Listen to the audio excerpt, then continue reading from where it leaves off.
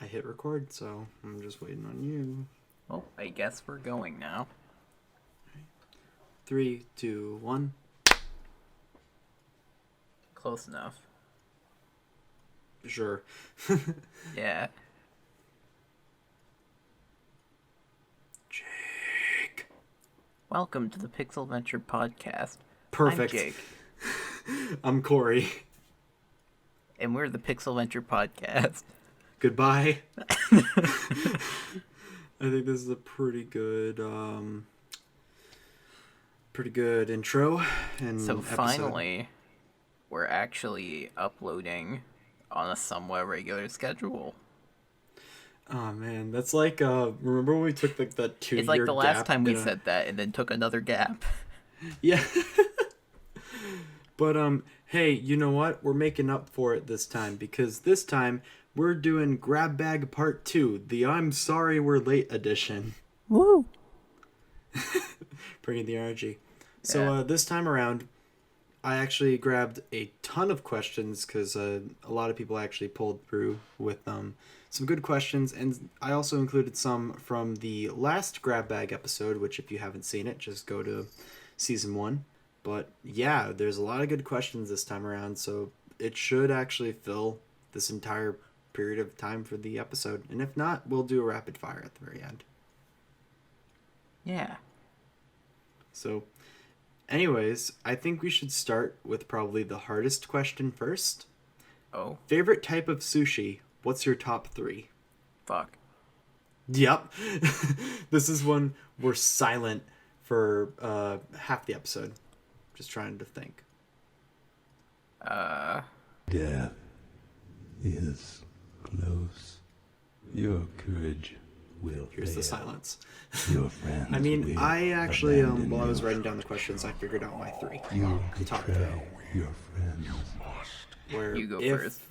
Okay, if anyone asked me, like, hey, I want to try sushi, I'm going to get 3 rolls, I want to see, like, what it's like, I would recommend, well, my top 3, I try to keep it, like, each one offers something different. So, my top 3 is eel and avocado, the shrimp tempura maki, and then, actually, it's the sweet potato maki. Because with those 3, you get different experiences. For one, the eel and avocado it's a very unique texture, and hell, you got me addicted to it. Like, I think that roll is fantastic. Yeah. When initially it really was off-putting, but it has a nice texture to it. The avocado gives like a nice little like sideshow to the main flavor. But then you have the shrimp tempura, which focuses more on like texture, with it being like, crunchy, and how like the 2 end bits of the maki are always just full shrimp tails, which is also just really nice. And then finally with the sweet potato maki, I actually recommend that as a start-in roll a little more than California. Because evidently a lot of people don't enjoy like just raw fish. And so it's kind of easier to introduce them to something where it's like literally it's just sweet potato and rice. And also I just enjoy the flavor. So yeah, that's pretty much my top 3. Now, my comments off of that, to give me a little bit more time to think. Sweet potato rolls are definitely like a good starter because it basically is just sweet potato, rice, seaweed. Like, it's very basic stuff that like 2/3 of that you've probably already had. Like, you might not have had seaweed, but like everything else is familiar. Yeah. And I think shrimp tempura is another great start because like it's basically fried shrimp in Oh, a yeah. roll with tempura, but like basically just fried shrimp. I will give California rolls credit though, as like an introduction to more complex rolls that have like more stuff going on inside them. And the nice thing about California rolls is like everything is still cooked, because even like the fish in there is crab stick, which is cooked, and it's not even like crab if you're put off by like shellfish, or at Yeah. least I think it's usually not crab. But yeah. So I wouldn't like completely throw away California rolls, but they're not in my top three. Uh, and I feel like it's like obviously I have to come up with three different rolls for my top three. I feel like the California roll is like if you had to rate it on a scale between like 1 and 10, it's a 5.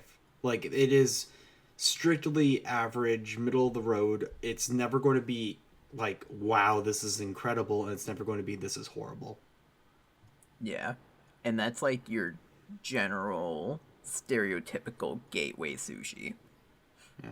Like It's every the place is gonna have a California roll, and you can like kind of use it to judge how good a place is in terms of sushi by like seeing how they do like their California roll and getting a little bit of the rice, how they prepare it, things like that. it's the equivalent of like picking Mario in Mario Kart. Mm-hmm. Like you know what you're getting. Yeah. But I would say you got any ideas? I do. I do. The first one is one I had a feeling you wouldn't have mentioned, but I'm a fan of Philadelphia rolls because It's a I Philadelphia. okay.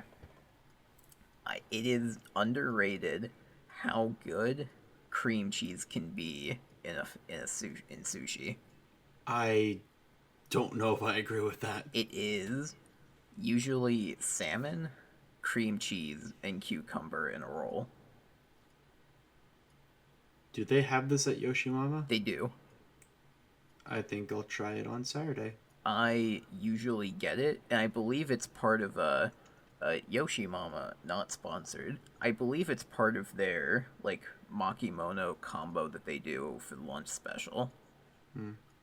However, if Yoshimama did want to sponsor us, please Please do. We love give sushi. us rolls. Yes. I will drink all of your miso soup.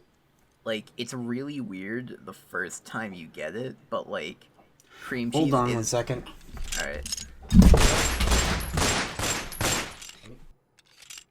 Cream cheese is underrated though. If you're trying to get into sushi, maybe give it a couple of goes before you try a Philadelphia roll or Your any roll with courage cream cheese, but it is will underrated, so do try it. Your friends will abandon you. Jake, Yes.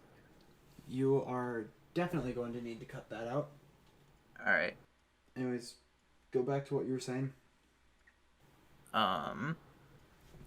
Another roll that I think needs some spotlight time is your classic rainbow roll. Rainbow. That's the It's a California roll with more fish on top, usually. Yeah, don't they usually go with multiple different kinds? Like they put tuna on one and like Tuna, salmon. salmon, those are I like almost said trout. trout. They probably put like eel on it sometimes. Avocado's usually on like the ends or something. But that's also just like another way of like you can upgrade from a California roll to a rainbow roll if you want to like experiment with like raw fish. And if you don't want to just get like a pure like salmon roll or eel roll, something like that. Yeah. Yeah. I find it interesting because like my main thing when I was thinking of my favorite rolls, I was thinking of ones that I could get anywhere.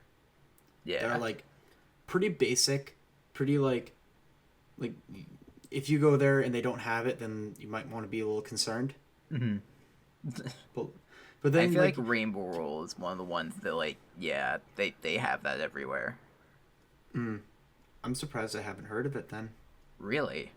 Like I kind of just assumed, just based off of Rainbow, like, having all... Actually, no, what the hell am I saying? We got that at Maki House. Or Yeah. Saki House.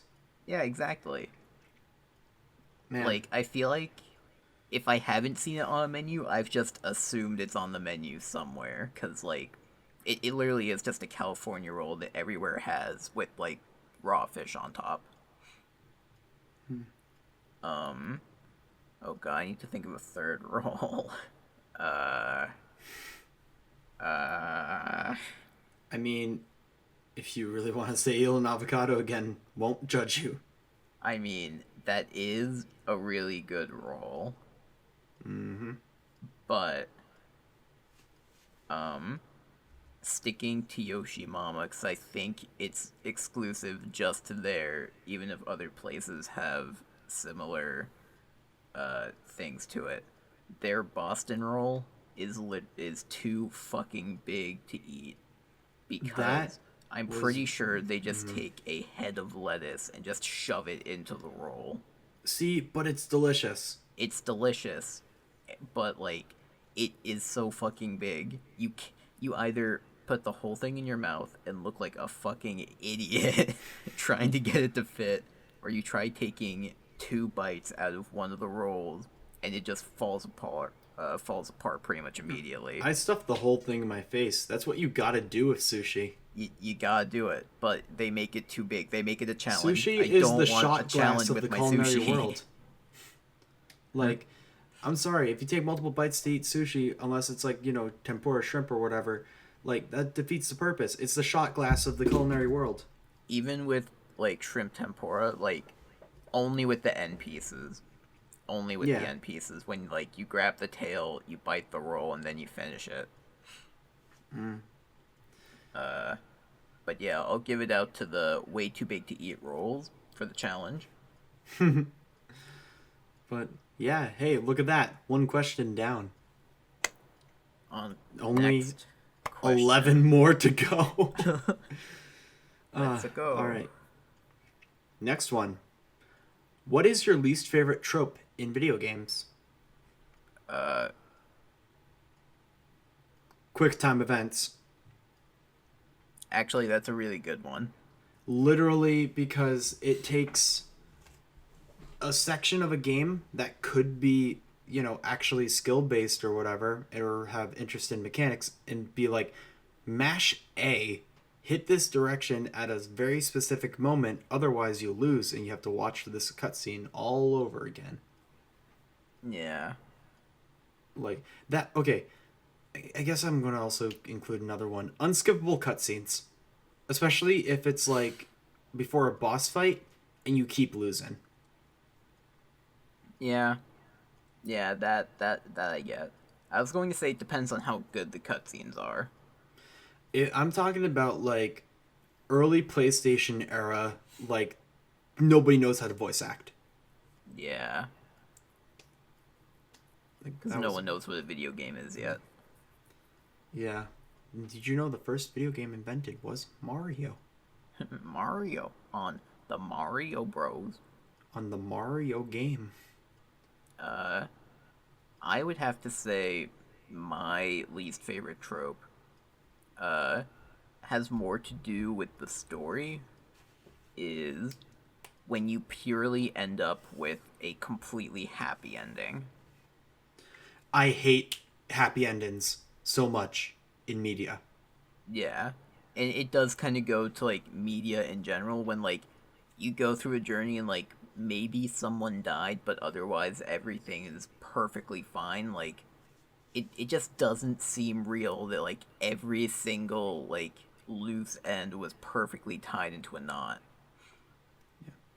Anything that wraps up perfectly in like a bow, that just pisses me off. Like, I don't know if you've seen the movie Brightburn. I've not. I absolutely adore the way that it ends. Mm-hmm. Because, like, it's the way I would totally end, like, a horror superhero gone bad film. Mm-hmm. And I'm not going to spoil it at all because it's very recent. But if you like horror films, check it out. Yeah. Definitely did not disappoint. But like, if it ended like, oh, everybody's happy, kid goes back to normal, or as normal as you can be with superpowers, and that was it, I'd hate it. I'd hate the film. Yeah. But because of the direction it took, the liberties that it had, in just the way it pushed the envelope of expectation, that's what made me love it. And that's what I like a lot with games too, where like, hell, you know what? The original Red Dead's been out for like, what, 12 years? Yeah. Okay, I can spoil it, where your main character is killed at the end of the main campaign. Yeah. And that's unavoidable. And I think that's one of my favorite things that any game could do, which is literally take away something that you're so familiar with, where you would want a happy ending for it, and it's just gone. Danganronpa does that really well too. Or I'll even give a shout out to Halo 3 and 4 had very different, like, bittersweet endings to them. Yeah. Where in 3, when you complete it on the hardest legendary difficulty, like, the end of it, like, again, it's so old, like, it's not really a spoiler anymore. Master Chief, the character you've been playing, at least for that entire game, if not, you know, the 2 games prior to that, if you were, like, a fan of it for a long time, like, you go into cryosleep, and the last message is just, wake me when you need me, and that's just, like, that's not a message you get in games a lot, where, like, yeah, the hero's retiring, and then 343 picked it back up. I enjoy that, but like, yeah, definitely, like the way that majority of like Nintendo games end, where it feels like, you know, everything wraps up nicely. Although I do like in some of their games where there's a bit more of a serious or darker tone. Like Super Paper Mario is one of the most compelling stories in a Mario game, period. And I will not talk about it because I feel like people should experience it. Yeah. It's considered a black sheep in the franchise because of the way that it plays, which, I mean, I guess technically the past 2 games in the franchise have also been black sheep, but regardless, I will say to wrap the up. story. I will say to wrap up my feelings about the worst trope in games is, I hate it when it's purely positive, like a purely positive ending, and most of my favorite games are ones where you can have one of multiple different endings, and they make a difference between a happy ending and a good ending. Yeah. Yeah. Like, I think a really good example of that is actually the game Heavy Rain. Yeah. Because there is a true happy ending where everything works out for all of the characters. There's the good endings where, like, some characters might bite the bullet, other ones, things go well, but there's also, like, the worst possible ending where nothing goes well for anyone. Yeah. And it's all just based on your decisions, and I think that's such a cool thing. That definitely, it's gotten more popular with games. I mean, you see like Detroit Become Human and like a lot of fantasy franchises sort of jumping on that. Yeah. I would say one of my favorite examples welcome. of that is The Witcher 3, but we've talked enough about Ladies and gentlemen, we've talked about the game this episode of the podcast. Now you can like leave. So there Let's you go. move on to the next Build the quota. question before I go off on another Jake. tangent. Put up the tally mark. Bam! 3 episodes in a row. 3. Just like Yeah. The Witcher 3. Let's move on to the next question. That's the end of the episode. Goodbye. We should move on. Good. When we do that, can you just make our faces go super close to the screen? Oh yeah, you know I will. Ooh. All right. So next question. Favorite genre of film? We've talked about film in the past because we were in a video production class together, and we just go to the movies a lot together. Yeah, and I go to film school. So Who would you say inspires you when it comes to film? I mean, I already got my answer, and I feel like I've mentioned him before on the podcast. Yes, you have. Probably. Or just to me many times. Well, would you like to go first then, or do you want me to gush first? Are we talking about our favorite genre or who inspired us? Um, Or both? I mean, we might as well merge the two questions together because there's favorite director and favorite genre.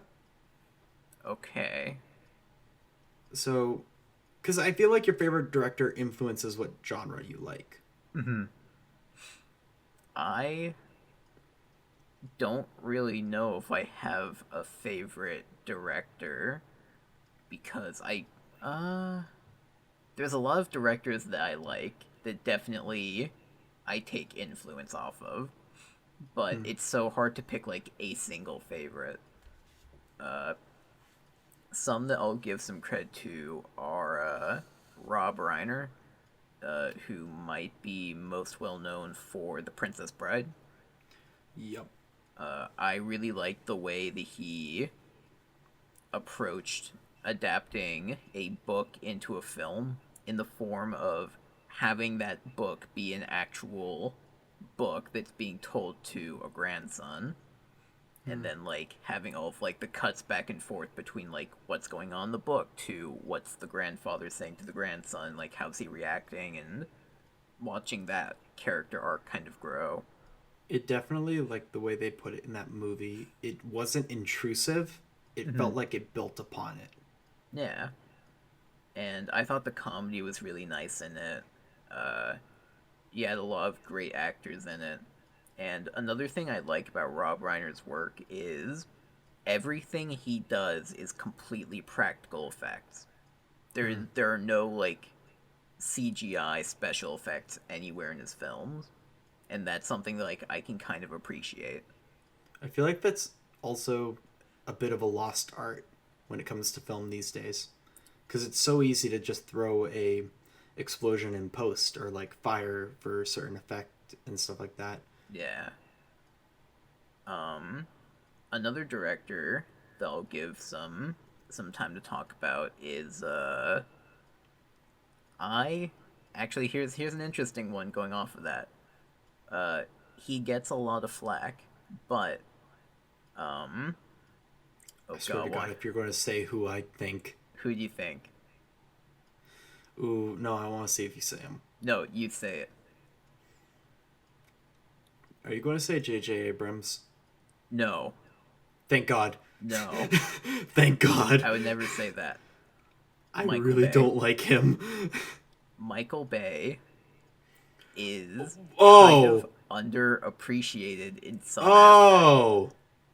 So I'm- this is where we are, I'm Jakerton. I am specifically referring to the first Transformers movie, where he did a perfect job blending special effects with practical effects. And he did what very few other films actually do when it comes to special effects, specifically with like larger I don't want to be too specific with large robots, but like portraying large things in CGI, where with the camera movement, and I can show like clips of it from like wherever, but like when you think about where the camera is at all times during like the big fight scenes in Transformers, it's always low to the ground in a realistic like cameraman position, and the robots are never actually in the center of the screen, so it feels just like someone just took out a camera and is looking at it happening. And you see a lot of that in Pacific Rim too, and that's why the first one is actually pretty good, but the second one didn't really do so great. Because it's less believable when it's just like, oh, everything's in the center, everything is perfectly, like, tracked and everything. There's They tried something to make about it the more- roughness that makes it more realistic. Yeah, they tried to make it feel more like Saturday morning, sad AM like cartoon. Yeah. And there's actually, like, if you look back at the first Transformers movies, I can't speak to the rest of them because I either didn't see them after a while or I just straight up don't remember them. But That's for the better. with the first one, it is so surprising how many of like the effects were actually done in real life. Like a lot of the times you see like a vehicle being like cut in half or exploding, like that actually happened, and they did the CGI Transformers all around that. And like you don't really think about it because especially today when you have a CGI character interacting with a quote unquote real world thing, that's all done in CGI and there's no actual like thing in the way there. It's just like, all CGI, but they actually did practical things moving from like the CGI characters, which is something you just don't really see either. I'm just like, because when you said Michael Bay, I immediately jumped to like the more recent films, which I will Oh, say you mean Bumblebee. his animations? I will say that Bumblebee was really like way better than I thought it would be. Yeah. And when you mentioned first Transformers, I genuinely forgot that I actually really enjoyed that movie. Yeah. I felt like visually it was fun. The storytelling was a bit bland, but I mean that's to be expected with Michael Bay. Like he's not exactly known for having the best stories in his films. It's more about the visual spectacle behind it, and I think that's honestly what really carried the film for me when I first watched it. Yeah. But I can totally respect what you have said about him because you didn't just say like Michael Bay's amazing. Did he take a big robot and they make them go boom, boom, boom? He made the joke about the robot having a butt cheek. It has the pretty girl with famous main actor, man. Jesus. But Look, yeah. Can I just real quick since we have a platform. Yeah. Megan Fox, I'm sorry. Like Yeah. your role in every single Michael Bay film is to be objectified. Yeah. And like honestly, I don't doubt your ability to act. I'm pretty sure you're a good actress. But like talk to your agent. Mm-hmm. But hey, it's time for me to gush a little bit about my special British boy. Just as one quick last side note, check out Duncan Jones. I won't say anything else about him, just check out Duncan Jones. He is pretty cool. I like Yeah. his stuff. But so my number one favorite director. Wait, you didn't say your genre. Oh. Action, but please make it more than just fighty fighty shoot shoot, man. Perfect. Now to Action talk with about. drama. Ooh, Corey, yes. your turn. Okay, Corey, go. But my absolute favorite director of all time, definitely feel like I've mentioned him on the podcast before, but that would have to be Edgar Wright. Yeah. Edgar Wright has done a lot of films that I've just fallen in love with. From Scott Pilgrim vs. the World, which really made me want to learn more about visual like edits and things like that, like more complex effects, to films like excuse me, Baby Driver, which take the like a simple idea and just blows this up to be an incredible spectacle. For anyone who hasn't seen Baby Driver, 1, shame. 2, watch it. 3, the main big gimmick of the film that I think is so cool is that the entirety of the film soundtrack is synced to the movie.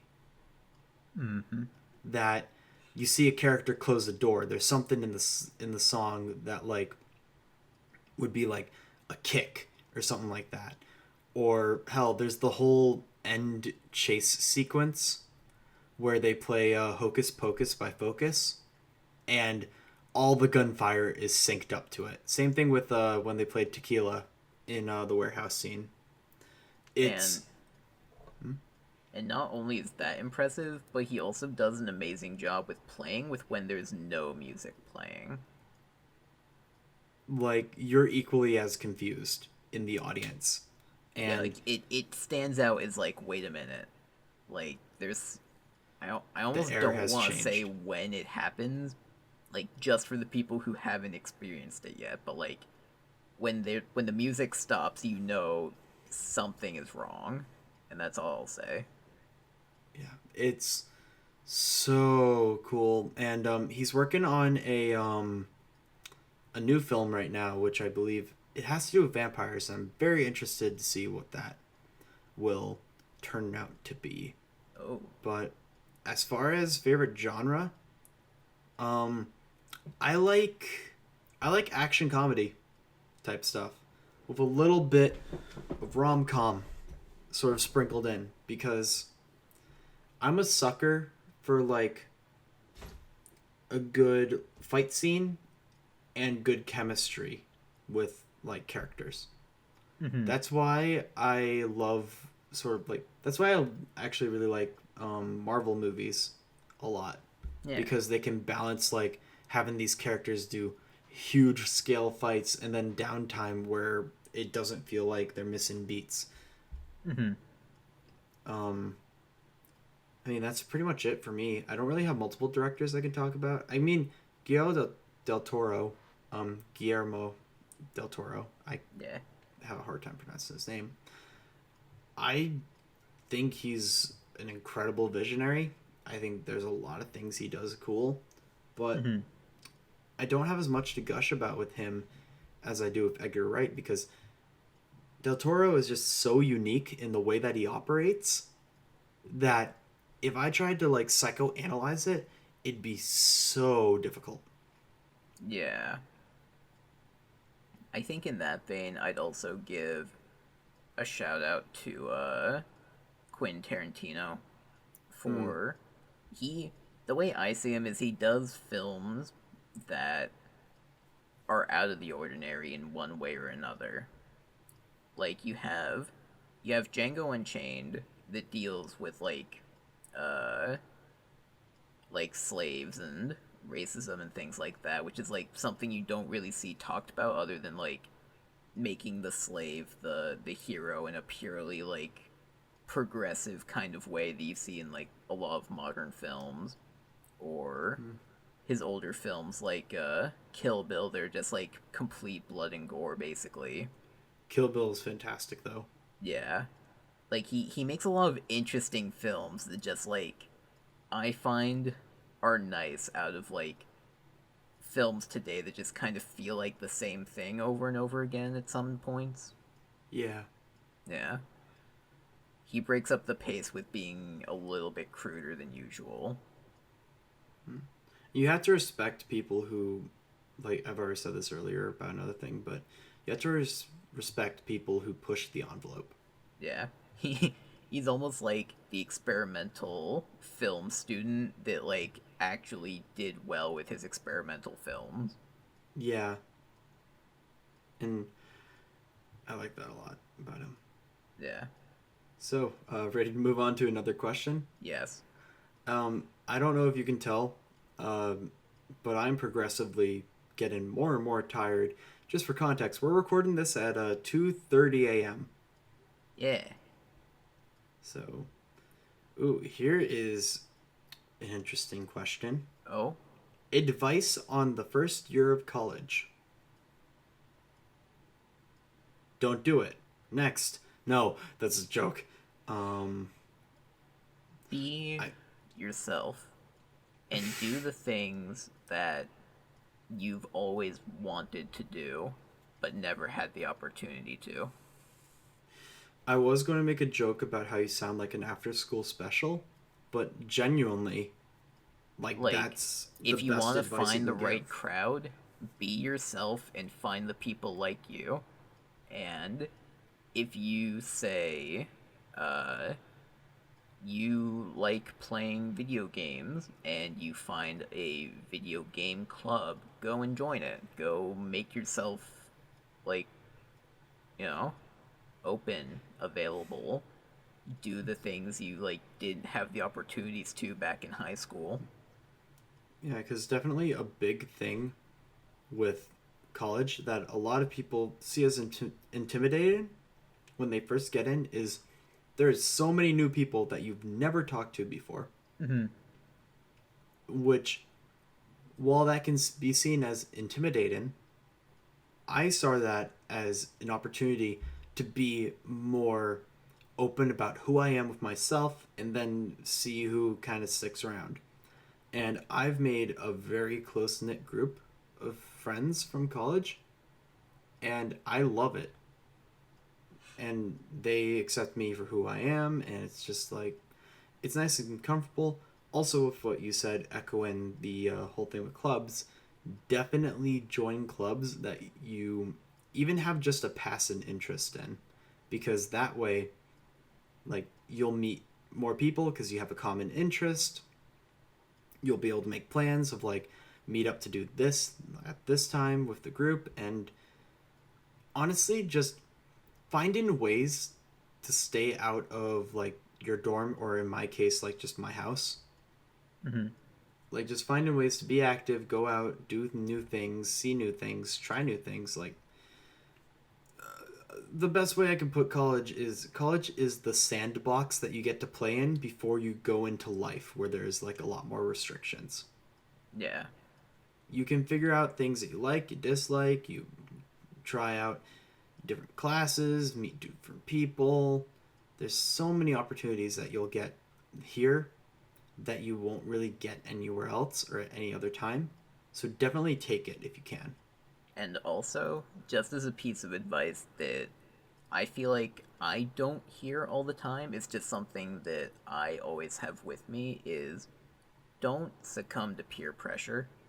Like, just because people are doing it doesn't mean you have to. You should stand up for yourself and what you want to or don't want to do.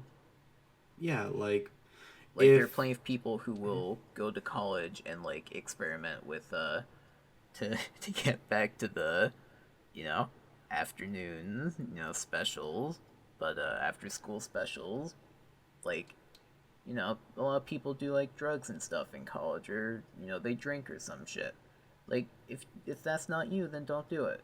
Just because yeah, other people are doing it, like, stand up for yourself. yeah, It's like not like you're if gonna be seen as uncool just because you say no.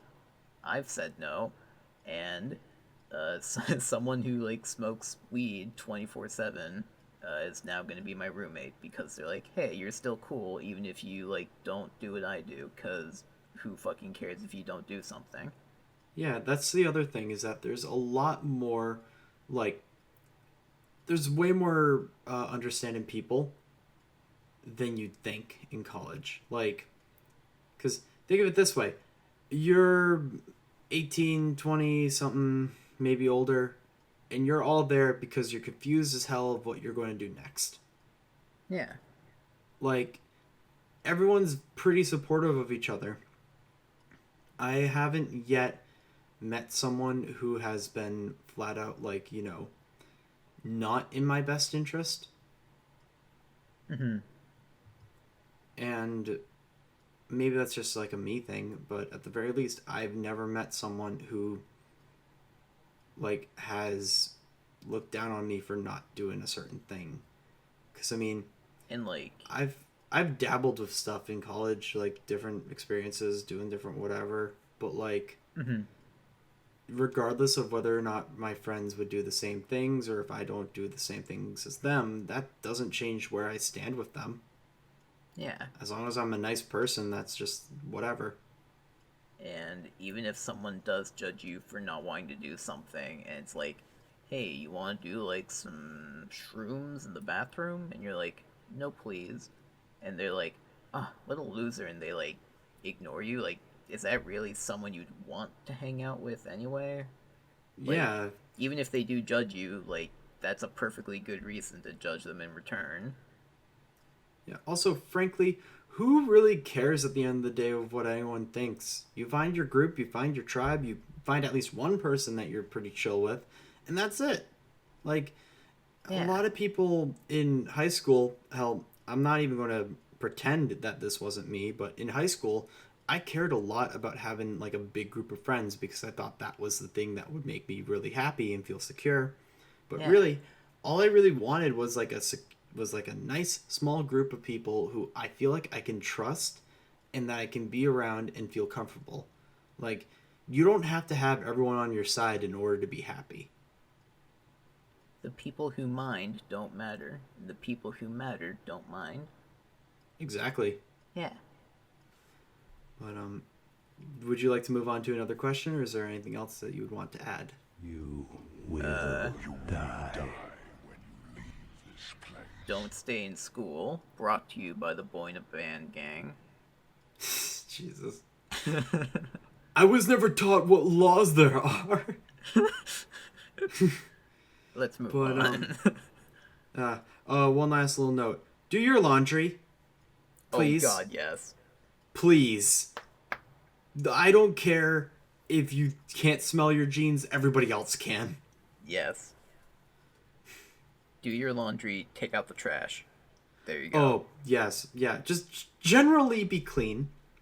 Yeah. All right, next one. Ooh. I have some things that I can say about this. So, when we asked for the questions, this was actually before this was released. And technically, it's just been released today. So, I'm able to at least talk a little bit about it. I don't know about you.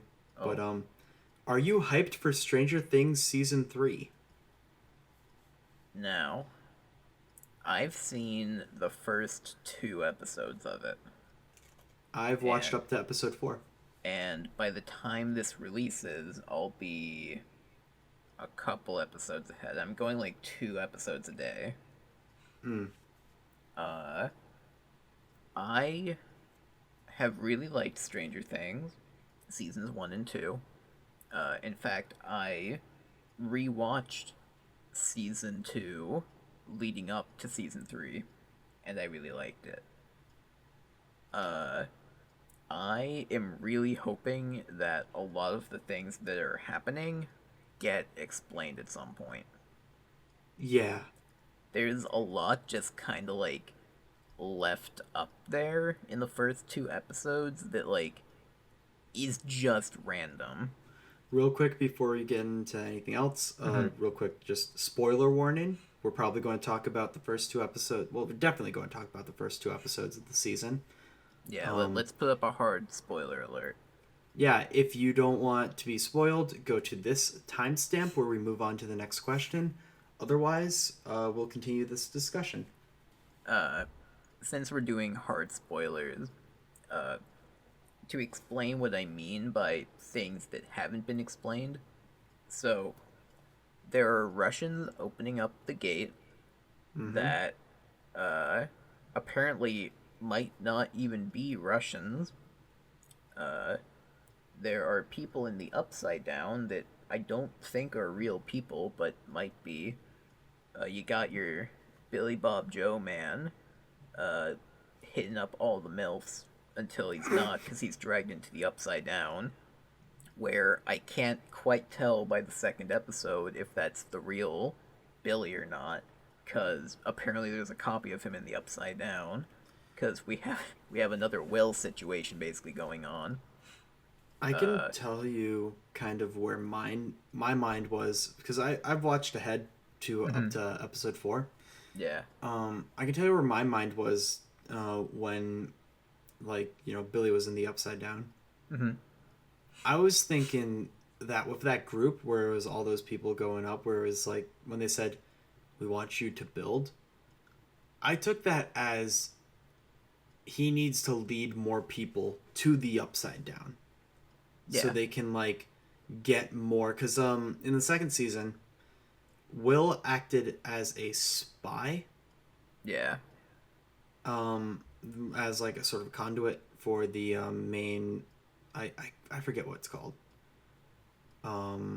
the sort of like main evil force that was plaguing Hawkins. Yeah. And what I'm assuming, well, what I was assuming at the time was that when they sealed the gate and Will had like, you know, the demon fly out of him, it didn't go back in time when the gate was sealed. And so it's like trying to regain its power by getting like a hive mind type thing going on. Or at least having more spies so they can keep tabs on everyone. But Also, as far as... also, like, since it's not, as far as I'm up to, it's not confirmed whether or not the Russians are actually involved. But if they are, I'm pretty sure Ice Cream Lady is a spy for the Russians.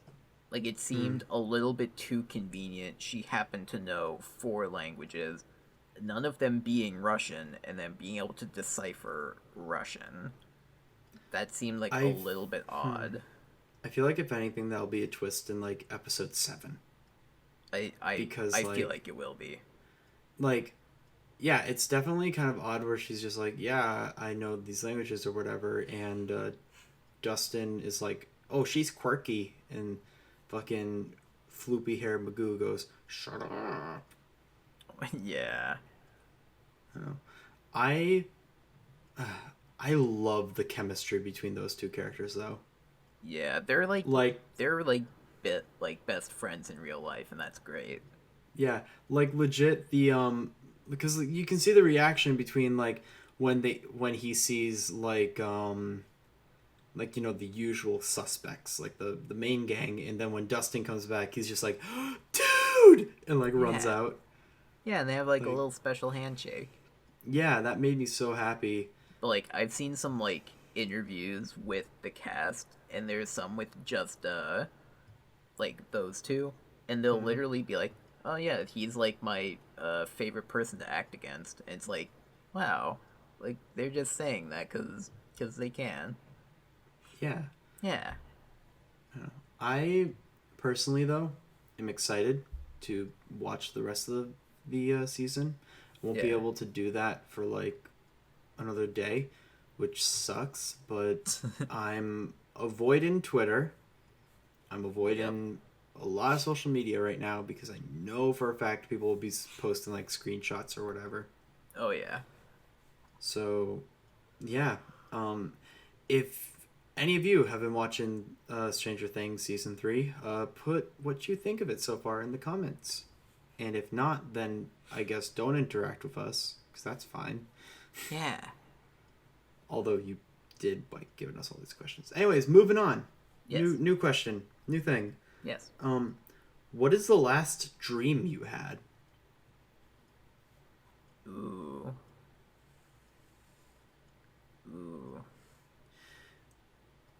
I'm gonna like think of a different dream because the other one is the dumbest possible thing that I could dream of. You think you had the dumbest dream? I was force feeding a man pudding until he exploded so I could get a key to open a door to get more pudding. I was gonna let that one hang for a little bit. Yeah. It just like snap zooms into your face and it's like, why am I here? Why am I here? To listen about pudding dreams. I wasn't expecting that, and a chill just went right down my spine. I was just like, Pudding. yeah, pudding. Yeah. I think the best part is I woke up and I was just like cuddled in my cat, like out of fear. When it wasn't like a scary, like the dream was literally I was just in like a food court and there was just a guy in front of me and I had a spoon and pudding and I just kept on feeding him and he would just say no please in between every spoonful. God. And then he exploded and then the walls became green, like everything was green because he exploded. And then like there was a key floating and I grabbed it and went to a cabinet and there was more pudding inside and then it fell on me and that's it. Nice. Man. Uh, If anyone at any point, if we ever get popular, wants to animate that little sequence, I'd appreciate it. I'm the kind of person who, like, I'll have dreams, and for the first, like, 3 hours, I'll, like, know the dream, like, perfectly. But, like, after those 3 hours, I'm just like, I remember having a weird dream, and, like, a specific, literal, like, frame of the dream, and then nothing else will, like, come to mind. Hmm. Like, the last one I remember having was like I was going back to the high school for some our high school for some reason, but Hmm.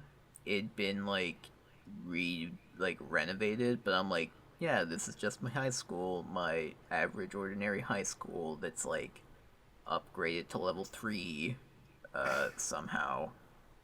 Uh and I have this the weirdest thing in dreams. They're like, it's so consistent, and I've never heard about this being like a dream thing. Like, there are dream things of like, oh, your teeth fall out, or like it's a dream of falling or whatever. Well, But even then, those are just generalizations. yeah, but like, for some reason, whenever I'm in a dream, like half the time, I can't. For some reason, I can't turn in a particular direction. Like, I'll be in a What? dream and I can't turn, let's say, to the left. I can only turn to the right. I've So if I want to go to the never. left, I have to do 3 rights to go to the left. It is I've the weirdest thing. And in the never dream, I heard of that. always feel so awkward because it's like, I don't think of it as being a dream, and I'm like, oh, I'm just making an entire scene spinning around in circles like a dumbass. I think, God, the only like thing that I can think of that reoccurs like that for me Mm-hmm. is any dream where I'm driving, I'm always Mm-hmm. going way faster than the other cars, Mm-hmm. and I feel like I'm constantly out of control. Yeah. Like it like somehow I always end up at wherever I need to be, but it's the most terrifying experience. Mm-hmm. Which maybe that like is some deeper seated thing of just being like, oh, I don't have my life in control. But honestly, we have like high school English teachers that can overanalyze that for us, so we don't need to do Yeah. that. And like, with my weird dream tech, like, it's also like a little bit, I wouldn't say terrifying, but like unnerving because honestly, the best way I can describe it is like, when a controller joystick will have like a particular like drag in one direction, Yes. where like even though it's still like for some reason the camera will like always spin like a little bit. Yeah. Like, imagine that, but like with your body.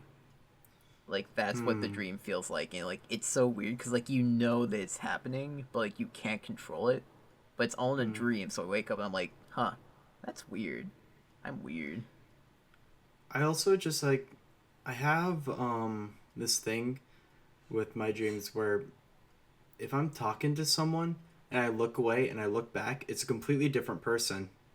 And Oh they're yeah, talking about something completely different and I can keep talking to them like nothing happened. that's a surprisingly I've read up on dreams a little bit. Mm. That's like also I had like a class that kind of touched on them, but anyway, in dreams, oftentimes things like that will change. Very consistent ones are if you look at a clock and look away and look back, it'll always be a different time. Mm. And if you look at your hands, they will always have a different number of fingers. Mm. So, fun fact, I, if you ever want to know if you're in a dream, you can look at those and then use those to basically lucid dream. the other sort of like thing that I know for telltale sign of dreaming is if you go to a light switch and you activate it and nothing happens. Yeah. Because I've been able to actually like lucid dream before. Um, I've kind of been able to lucid dream. but it's really, really strange. I think my favorite lucid dream I ever had was it was for some reason I was in like some political like position. Mm-hmm. I had to go on stage to like give a like a speech, and I had nothing prepared. But then like I realized I was like, wait, this is a fucking dream. And so I literally went on stage and just screamed at the top of my lungs and then said thank you, and everyone clapped. That is your kind of dream. And then for some reason like the world morphed into like a hellscape for like a hot minute, and then I was at Wendy's, and that's it. It's kind of weird that you mentioned your lucid dream turned into a hellscape, because I've had lucid dreams that are just like, oh, like you can like control stuff, whatever. But for some reason, some of the times when I realize that my dreams are dreams, it the only way I can like explain what happens in the dream is like, imagine if you were in like the Truman Show. Have you seen that? We watched it together. Like, imagine if like you're in the Truman Show and then everything Wait, just I like love shut. how. Wait, no. Before you even go on, we What? watched that together. Okay. What are you talking about? Of I course don't I've seen fucking it. remember. Jake, you were lying on the couch and I was on the floor. Where was this? It was at someone's house. Oh. I remember. Oh, I think I remember now. Anyways, It's like continue if to explain while I it was like scramble to if- the other side of my room to grab my laptop charger because I forgot it. like when I'll have a lucid dream, it'll be like the dream is like a play of sorts that's like being put on, and then once I realize it's a dream, I think you're still talking, so that's good. and Just give then me a moment. great interrupting me. I'm going to Professional. restart now. Thank you very There we much. go. My headphones, there they are. Howdy. Like the only way I can describe what happens is like it's as if the dream is like a play or something that's being put on that I don't know is a play. But then as soon as I figure out that like I'm in that dream, everything just kind of shuts down and gets like corrupted and turns like almost evil-ish. It's kind of like going from the real world into the upside down in a way. Like everything just kind of morphs into something like demonic. Yeah, it's like sort of your mind being like, oh, okay, you think you got control? Bam. Have fun. It's like my brain trying to tell me like you weren't supposed to realize that this is this. I is had a reality. dream where I was like, I forget most of the context, but I remember I was just like sort of cuddling with someone, and then like the moment that I was just like, this is a dream, isn't it? They slowly started to morph into like this weird hell thing, and it was like the freakiest thing ever because their skin was melting and bubbling, and it's just like, ugh. There was one time where I had a dream like that, and I was in like a coliseum for some reason, and I'm like, wait a minute, this is a dream, and then suddenly like the open bright arena slowly just got darker and darker, and there was like this, my like depth of vision just completely zeroed into like me, as if like a fog had come in. It was like all black, and I'm like, oh shit, I gotta wake up.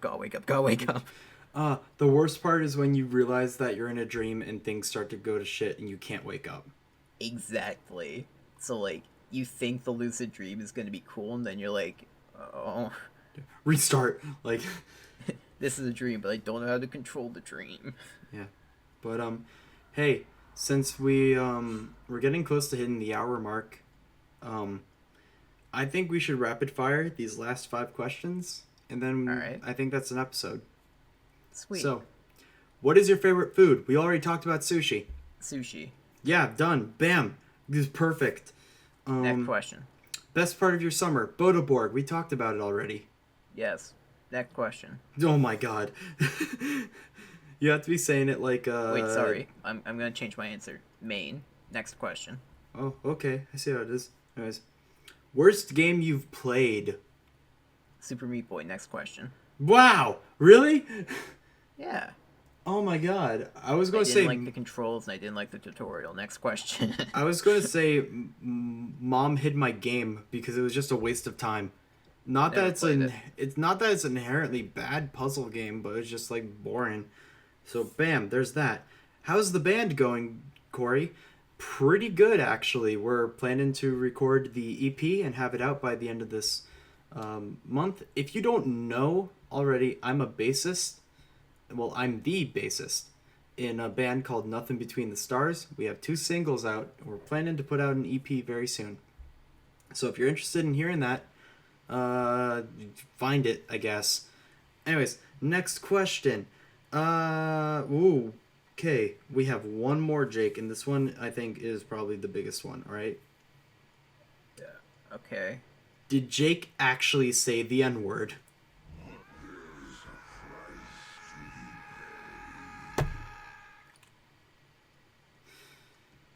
So, you're not going to hear this on your end of the podcast, but Jake just left the call. Jake just left the call. But,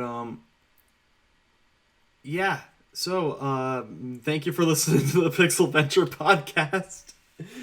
We answered a lot of your questions this time around.